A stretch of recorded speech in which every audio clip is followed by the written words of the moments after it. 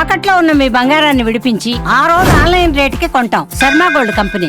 Bharat UAE దేశాల మధ్య స్నేహం సరికొత్త చరిత్రను లెక్కిస్తుంది.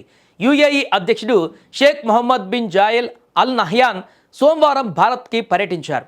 Modi, Sheikh Mohammed bin Zayed ఈ పర్యటన ఇప్పుడు టాక్ ఆఫ్ ది వరల్డ్గా నిలిచింది. అంతేకాదు, ఈ పర్యటనలో మోదీ ఇచ్చిన ఒక ప్రత్యేకమైనటువంటి గిఫ్ట్ ఇప్పుడు అందరినీ ఆకర్షించింది. ఆ గిఫ్ట్ ఏంటి? దాన్ని చూసి అల్ నహ్యాన్ ఎందుకు మురిసిపోయారు? ఈ వీడియోలో చూద్దాం. ఢిల్లీ విమానాశ్రయానికి చేరుకున్న అల్ నహ్యాన్కు ప్రధాని మోదీ స్వయంగా వెళ్లి ఘన స్వాగతం పలికారు. ఇద్దరు నేతలు ఎంతో ఆత్మీయంగా ఆలింగనం చేసుకుని కరచలనం చేస్తూ పలకరించుకున్నారు. ఆ తర్వాత ప్రోటోకాల్ను పక్కన పెట్టి మరీ ఇద్దరు ఒకే కారులో ప్రయాణించి అందరినీ ఆశ్చర్యపరిచారు. ఈ ఆత్మీయ పలకరింపుల తర్వాతే అసలైన సర్ప్రైజ్ మొదలైంది. అల్ నహ్యాన్ కోసం మోదీ ఒక అద్భుతమైన గుజరాతీ ఉయ్యాలను బహుమతిగా ఇచ్చారు. చెక్కతో ఎంతో కళాత్మకంగా రూపొందించిన ఆ ఉయ్యాలను చూసి అల్ నహ్యాన్ మురిసిపోయారు. ఇద్దరు కలిసి కాసేపు ఆ ఉయ్యాలపై కూర్చొని ముచ్చటించడం ఈ పర్యటనకే హైలైట్గా నిలిచింది.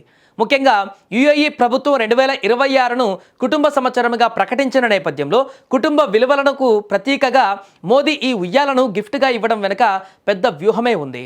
కేవలం ఉయ్యాల మాత్రమే కాదు, ఈ గిఫ్ట్స్లో మన తెలంగాణ నైపుణ్యం కూడా మెరిసింది. తెలంగాణ కళాకారులు తయారు చేసిన ఒక విశిష్టమైనటువంటి వెండి పెట్టెలో కాశ్మీర్కు చెందిన అత్యంత నాణ్యమైన పష్మినా శాల్వాను ఉంచి అల్ నహ్యాన్కు అందించారు. అలాగే ఆయన తల్లి షేఖా ఫాతిమా పట్ల గౌరవంతో ఆమెకు కూడా పష్మినా శాలువాతో పాటు వెండి పెట్టెలో కాశ్మీరీ కుంకుమ పువ్వును కానుకగా పంపారు ప్రధాని మోదీ. బహుమతులు మాత్రమే కాదు, ఈ పర్యటన వెనుక భారీ లక్ష్యాలు ఉన్నాయి.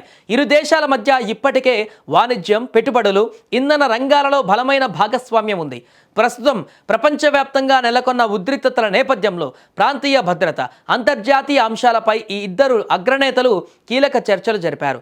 ముఖ్యంగా 2022లో కుదిరినటువంటి ఆర్థిక ఒప్పందాన్ని మరింత ముందుకు తీసుకువెళ్లేలా చర్చలు జరిగాయి. కేవలం ఆత్మీయ ఆలింగనాలు, అపూర్వ కానుకలకే పరిమితం కాకుండా ఈ పర్యటన భారత్ యుఏఈ మధ్య ఒక సరికొత్త వ్యూహాత్మక శకానికి నాంది పలికింది. ముఖ్యంగా పశ్చిమాసియాలో యుద్ధమేఘాలు కమ్ముకున్న వేళ గ్లోబల్ పవర్స్గా ఎదిగిన ఈ ఇద్దరు నేతల భేటీ ప్రపంచ శాంతికి మరియు స్థిరత్వానికి అత్యంత కీలకం కానుంది. వాణిజ్యం, పెట్టుబడులు మరియు ఇంధన రంగాలలో గత దశాబ్ద కాలంగా కుదురుతున్న ఒప్పందాలు మన దేశ ఆర్థిక వ్యవస్థకు పెను ఊతాన్ని ఇస్తున్నాయి. అల్ నహ్యాన్ 5వసారి భారత్ రావడం చూస్తుంటే అటు అరబ్ ప్రపంచం, ఇటు హిందూ మహాసముద్రం మధ్య ఒక దృఢమైనటువంటి రక్షణ కవచం ఏర్పడినట్లుగా స్పష్టమవుతుంది. ఈ బలమైనటువంటి భాగస్వామ్యం రాబోయే రోజులలో ఆసియా ఖండంలో భారత్ ఆధిపత్యాన్ని ఏ స్థాయికి తీసుకువెళుతుందో వేచి చూడాలి.